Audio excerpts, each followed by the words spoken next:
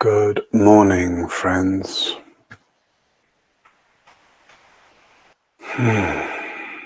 Thursday morning,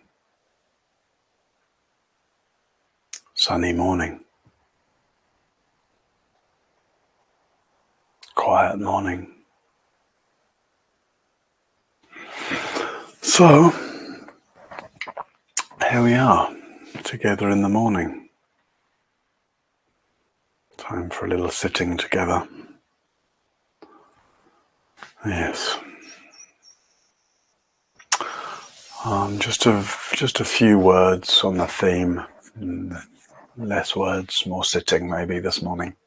And we've been speaking about this theme, love and letting go. Loving and letting go.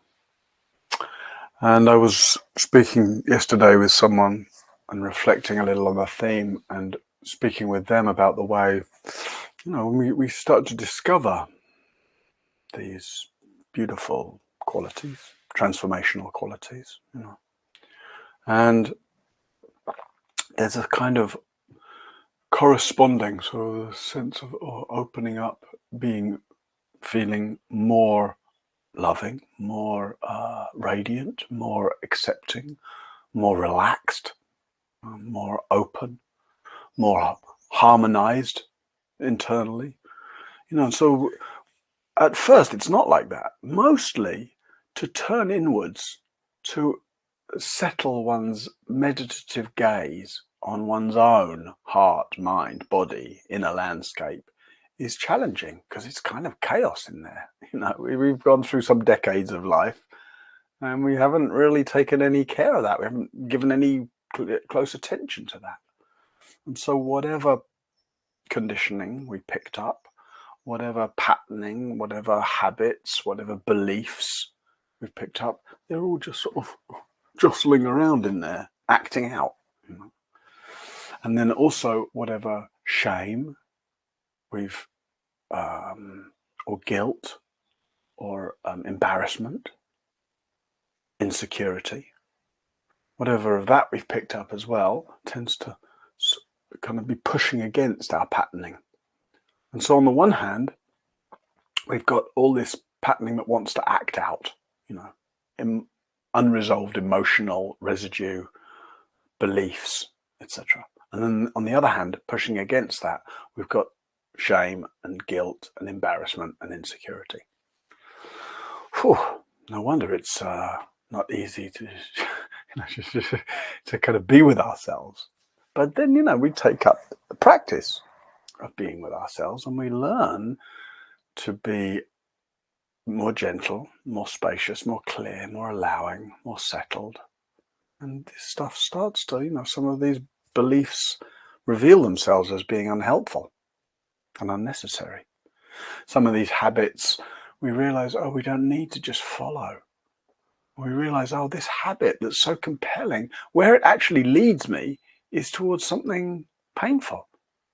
We drop it and stuff evaporates, And some of the shame or the embarrassment or the insecurity we recognize as being this sort of inner tightness and tension.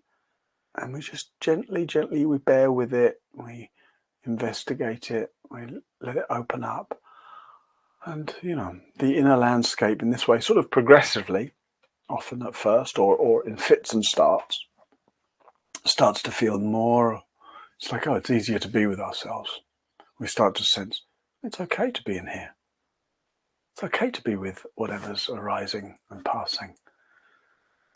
We start to recognize the truth that there is no wrong experience. There's no wrong thought. You can have all kinds of crazy thoughts. Of course you can. It's just what it's part like being human. You're exposed to a crazy world, you're going to have crazy thoughts. And yet it's okay because we realize we're not our thoughts. We don't need to believe everything we think. And so, some angry thought, aggressive thought, weird thought, perverse thought, prejudiced thought, judgmental thought, racist thought, they just happen They just happen. And actually, rather than thinking it's wrong that they're happening, we start to taste the goodness that we can have a thought and see it and not follow it. And that starts to become some genuine freedom, right? It's okay to have an angry thought or an aggressive thought, right? But to be able to see it as where it comes from, oh, and there's the tendency to blame someone else, to want to lash out. And I can just relax that, and then it's just a thought. And just like, there's a variety of different sounds. You walk down the street and there's sweet sounds of birdsong, and then there's less sweet sounds of construction work. Same way, sweet thoughts, and less sweet thoughts. So we get more established in a sense of inner space, ease, openness. So far, so good. And we might recognize that as love and letting go, right? This inner climate is more a sense of resting into, this is what we were exploring yesterday, resting into an inner climate that is essentially receptive, open, loving. Having an attitude that's willing to just let things come and go and not get sticky with them, not take our experience so personally. And so I just thought I'd mentioned this morning this phenomenon that happens where often we start to taste something that feels genuinely more open, genuinely more free, genuinely more loving. And we say, wow. And maybe we taste that in a meditation like this, or maybe we taste it on a retreat in a situation that's super optimized for meditation, or whatever. But often when we taste something like that, we think, oh, this is it, or oh, I've made great progress. We like it. Of course we do. We love it. It's very gratifying. It's very pacifying. It's very harmonizing for the nervous system. Of course you're going to love it. And then you forget the other part, the letting go. Because states change. The state of feeling very loving and very open, that just can't sustain. States don't last very long. No mental state, no spiritual state lasts very long. It can't. What can last is the wisdom that comes from the state, the recognizing, oh, it's okay. That's what's important, not that I felt so open and I felt so loving and I felt so harmonious. Right? You can't always feel like that. What's important is the wisdom that knows, oh yeah, that's what this is showing me, this state. It's showing me that I can orientate like that. It's showing me that it's okay to allow experience to come and go. It's showing me that I don't need to take this stuff so personally. It's showing me that the underlying substrate of consciousness is loving, is peaceful, is open, is unconcerned by the various crazy stuff that goes on in my own mind.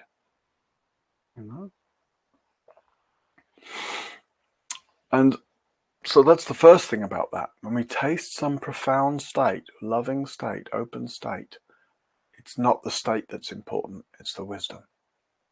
And then so the letting go is, oh, just have to let that state go. And then when you, in the next moment, when you feel more confused, contracted, impatient, etc., well, be loving towards that. Be gentle with all that. You can't always feel open and loving, right?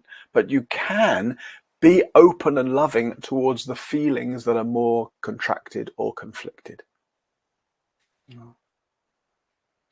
And so that's the second part, right? Is that often when we've had an experience or a state that feels particularly open, there's a kind of a clap back to that. It's as if our usual way of functioning has felt threatened. It's like, oh, what about me? And so it roars back in with extra pettiness, extra greediness, extra mean-spiritedness. And we think, oh my God, what's happening to me? It's normal what's happening. It's like if you've been going along like this, and then, oh, you've had this experience that's really wide open like this. Wow. And then whoop, come back to this again. This suddenly, before this felt normal. Now this feels very tight, very narrow, very constricted, very limited. We think, oh no, I need to go back to that. No, states don't last. What you need to do is be interested in this, be gentle with this. And then it's like, oh, and as we go along within our practice, we become these boundaries, this sense of how I am and what my state is like, it just becomes more fluid, right? Able to take different shapes. We're able to contain different states and experiences and be less fussed by them. So it's not that we go from this to this. No, it's that we go along like this, we taste something like this, and we come back to the familiar, and then we get, actually, this is more like it. I mean, I don't know how useful it might mean moving my hands like this is, but we tend to think of my mind going from this, or my sense of my understanding, or my states going from this to this. Much more useful. Oh, this is what we're interested in. This is free, right? Because it's non-preferencing. It's like it's equally able to be with something small and narrow as something large and open, right? Rather than the idea that this is wrong or limited and this is right and spiritual. No. All right. Oh, good. Ruth, at least one person found this. It might seem like a strange thing, but I think, partly the reason for moving them is it expresses something of the fluidity, right, and freeness, rather than the staticness. I need things to be like this. If you make your freeness of being dependent on any particular state, you will be frequently disappointed, because states don't last. All right, let's sit together in meditation. Please take your seat.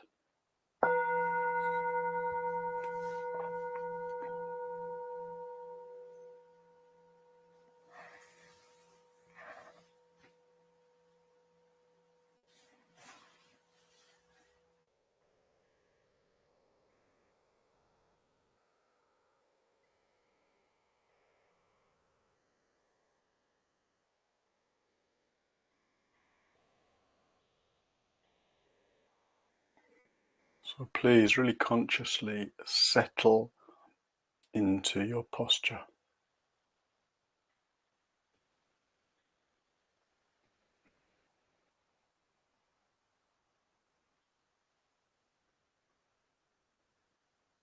Sense as deeply as you can, but without forcing or doing anything. In the most natural way possible, sense into the feel of sitting here.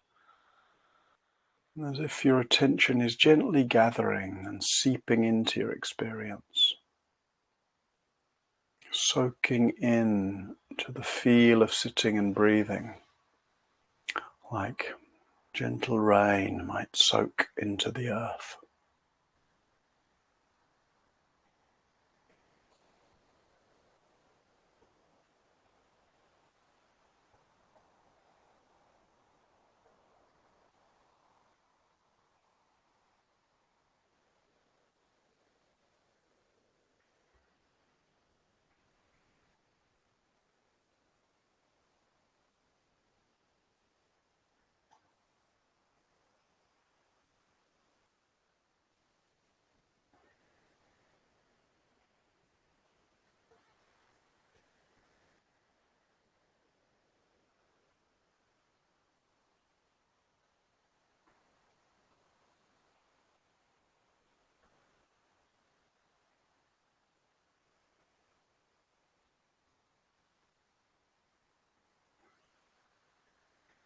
And soften your gaze.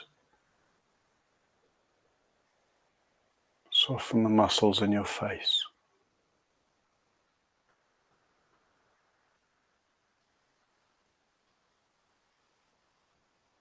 Soften your belly.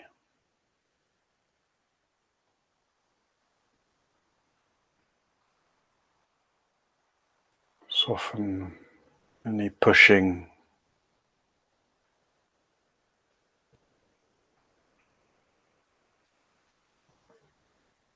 so that the sense of being here, as much as possible, feels natural, relaxed.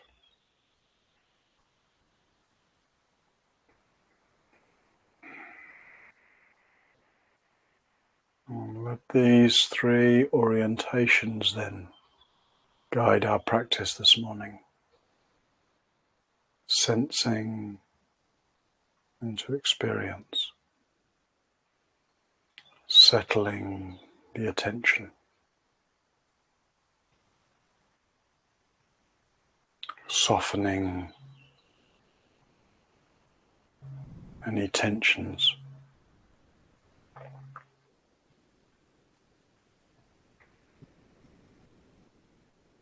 This is how we love experience. This is how we tend to what's happening. This is how we become more fluid, more gracious and spacious with our experience.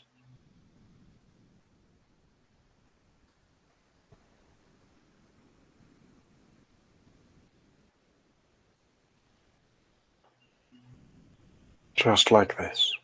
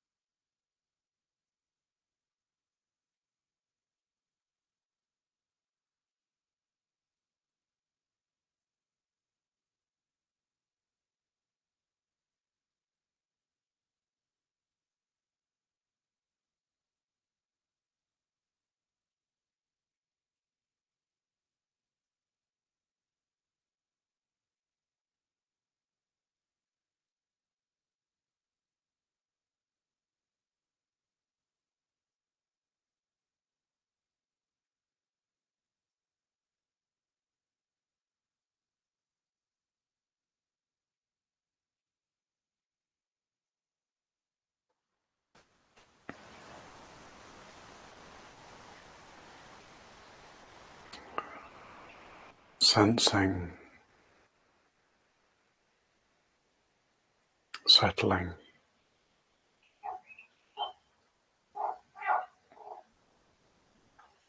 softening.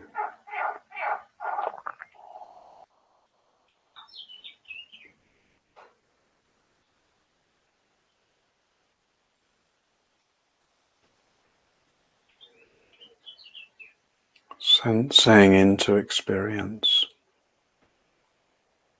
as an act of love.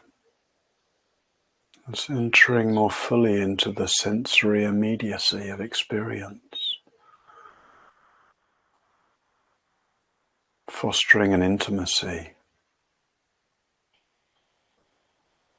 with breath and body, sound, sensation.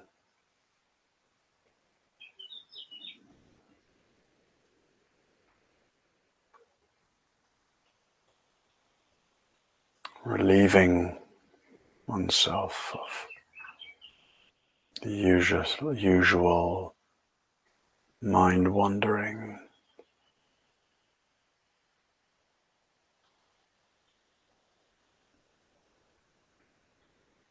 settling, using the natural relaxation of each out breath to have a sense of what it is to just to settle into being here. However long that settling lasts, or maybe however short, settling, settling. Settling your attention, settling your mind, settling your nervous system. Allowing for a movement towards a kind of natural harmoniousness. Is that a word? A natural harmony of experience.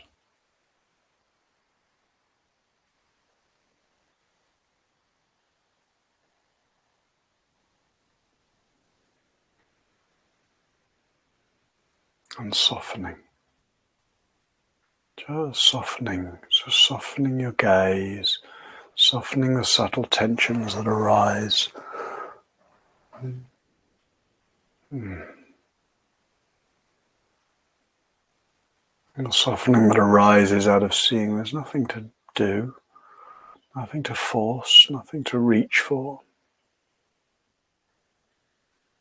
nothing wrong.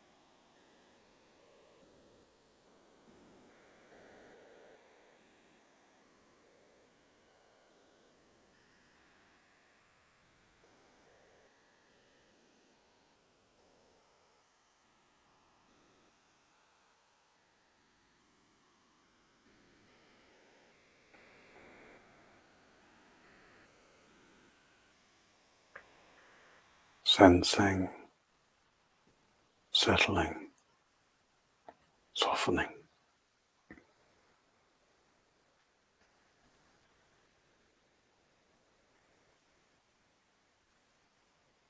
Or again and again when necessary.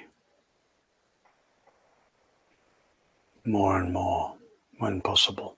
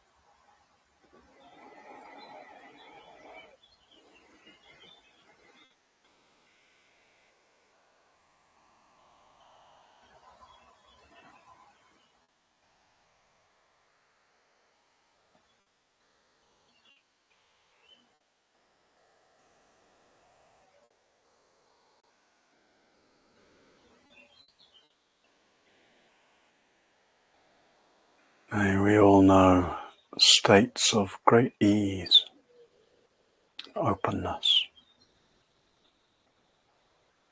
Sense that the whole texture of our consciousness and of our world is one of love.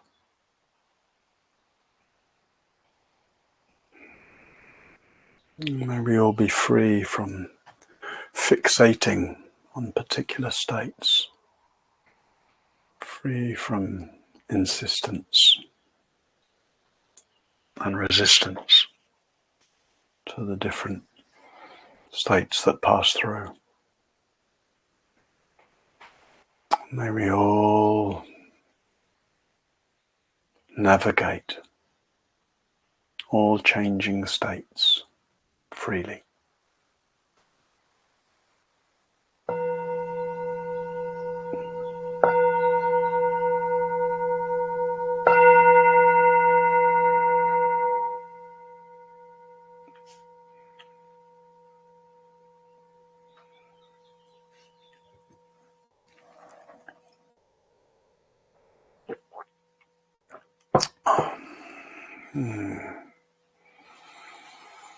All right. The absence of sound in that meditation was because I've got a little mixer here which manages my sound, and I turned it down to sneeze so that I didn't, so I didn't sneeze in your ears. And then I forgot to turn it up again afterwards. So then when I started to give some kind of, very, very fantastic, wise instruction, probably the best I've ever given, but unfortunately you missed it. So thanks for your reminders. Okay. Little time. I need to finish a little earlier today because I have an appointment, but there's little time for questions. So please feel free. You can raise your hand or type a question. And meanwhile, just that daily reminder, Dana, Sangha Live is all free, freely offered, free of charge, free of obligation, but not free of costs, as I often say. There's many, many costs, and it's all those costs are completely and only met by your good hearts and your willingness to support the platform and to offer dana. And so whether you offer your great fortune or whether you offer a very, very modest amount, just the encouragement that the follow through on your appreciation and your wish to support and your demonstration of support, that's how all of this runs. It runs on the kind of mutual support for each other, which is beautiful. So we try to support you as best we can, and then we say, please support us as best you can. And George will just paste in the link for that. So you can make a dana offering, however large or small, at that link, sangha.live/donate. And thank you. Thank you for the support you have offered, the support you're able to offer, the support you feel moved to offer. And if your circumstances are such that despite your appreciation and your wish to support, you can't afford to offer anything these days, that's fine. Please, if that's the case, please take in the goodness that other people are supporting you. Wow, look, other people are offering on your behalf. That's beautiful. And then you might see, well, here's somewhere I get support, and then what resources do I have to offer support? It's very important, right? I think it's important to be supported. It's also important that we feel like we're offering support. It's very helpful for that sense of kind of sufficiency and confidence. So, okay, maybe your situation is one you can't offer support in that way. That's okay. What about the other resources? What about your listening, your time, your care? So rather than feeling the deficiency, I can't afford to support, as if that's some deficient thing about you. No, please center in the goodness of, well, where do you offer support? Make breakfast for my children every day. And just very important to feel the goodness of where one has something to offer. And that's at the heart of dana. And so that includes, if you make a dana offering here at Sangha Life, wonderful. Please maybe take a moment to feel the goodness of that. You're offering to something you care about. You're offering support. Your offering really matters. And same in all these other areas of life where you're able to offer your some of your resources, offering your heart, offering care, offering sensitivity, offering attention, offering empathy, offering time. All right, very good, very good. Let's see what questions there are. Go back up. Cliff says, I'm 72 and have only recently found Buddhism. Nice. I've so much to unlearn and let go of. Where do you advise me to start? Well, like you've already started, Cliff. Keep going like this. Keep going like this. So there isn't a right way to go on. So I would say keep your ear open and keep your heart open for that which speaks to you. So, for example, you're showing up here, right? Oh, and you're finding this helpful and interesting, and you're recognizing things to unlearn. Wonderful. And it might feel like at 72, you might feel like, oh, you need to be in a hurry. You've got a lot of catching up to do, or a lot of unlearning, as you say. Don't hurry. Don't hurry. The path is endless. Don't hurry along it. You'll just get worn out. So the good thing about the path being endless is you don't get, at any point, it's like you don't need to think that in 5 years you'll be further along. No, you be where you are. Be where you are. Be gracious where you are. Be spacious where you are. Be caretaking where you are. And then the path just keeps opening. The path opens right here. Right? So rather than conceiving of the path as something happening over time, of course, there is a sense of freeing up over time, but it's not helpful to consider it over time, even though there is a dimension to that in our experience. So see what you're moved towards. If you're moved by what's happening here, great, practice here. You hear about retreats and you feel moved to go on retreat, great, go on retreat. Wonderful way to kind of dive deeply certainly into meditation practice. You feel moved to read and explore and listen and watch, wonderful. Feel moved to connect with a live, not just Sangha live here, but a live Sangha, in real life. Wonderful. Pull out the stops for that, wherever you can, depending on where you live. There's this also the whole Sangha Live Connect forum, right, where you can actually connect with other people, find out where there might be common interest. There are a few themed Sanghas, for example, themed groups within Sangha Live Connect, etc. So the main thing is, if you love this practice, wonderful. Maximize your resources for it, but don't be in a hurry. There's one old Tibetan saying, one should practice as if one has 10,000 lifetimes to reach the goal, and don't waste a moment. So both sides are important. If you only have 10,000 lifetimes, tomorrow, But if you only don't waste a moment, then it's too tight. So like the Buddha says, not too tight, not too loose. Like this, we go sweetly, like a musical instrument. It doesn't work if it's too tight. You have to keep listening, tuning. So not too tight, not too loose, and then ding, sweet sound of walking the path. All right.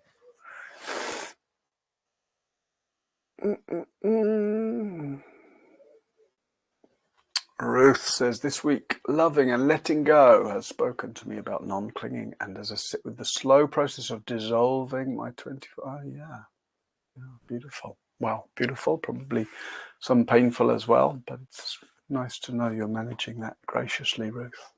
Yeah. Golo, I am living alone and now I fell in love. How do I keep an equilibrium between enjoying my longing for the touch of skin and hearing cherishing words and not falling into this longing? Bah! Fall into it, Golo. Forget equilibrium. It doesn't exist. I'm always amused when people talk about balance of some kind. I've got to stay balanced. Rubbish. It's impossible to stay balanced. Balance is a very, very, very precarious state. It demands great concentration to stay balanced. No, just keep falling. You'll just keep falling off anyway. So just fall off graciously one side or the other. And let your sense of walking the path not be one that's balanced, not be one that's narrow. We've got to manage between my home life and my love and everything. No, let your sense of the path is wide. The more wide you can be, the more you go off this way, go off that way. It doesn't matter too much because you're going off side to side within an open space. An open space is much better than trying to walk a knife edge. And meanwhile, fall into this longing. What are you going to do? Why would you resist falling into love and longing and touch and intimacy? Beautiful, because life is short. Who knows how long this opportunity will be there for? And anyway, even if this becomes if this is only a short adventure, then how beautiful to drink deeply of it and to taste that quality of intimacy with someone. And if it turns out to be a long adventure or even a lifelong adventure, well, I can tell you that this first part of the falling in love and the being in love and all the exciting, beautiful, endorphin-laden neurochemistry that's pinging off, that part won't last very long. States don't last long, right? So while there's a beautiful state here of falling in love, please fall in, fall in, fall in, What have you got to lose? What are you afraid of? And I don't mean those questions to be provocative or challenging, but real. I think they're really worth it asking yourself. What's this equilibrium that you're trying to hold on to? What might you be? What are you afraid of if you kind of give yourself to this process? And I'm aware in saying that I don't know the details of your situation, etc., etc. And I don't know, I don't know how much you have to check how mutual the situation is. You don't want to give yourself completely wholeheartedly to love if you have the sense that the other person is actually is more tentative or is already on their way out the door, etc. So, of course, you have to fill out whatever I'm saying with the realities of your situation. That's my disclaimer. All right, let's see. I think I should stop here. Yes, good. All right, all right, friends. We'll end here for today. Thank you for your practice and your presence, your good hearts, and your questions and all your responses to each other. Beautiful. Please go gently through the day. See you tomorrow. Come back. Let's sit together tomorrow. All right.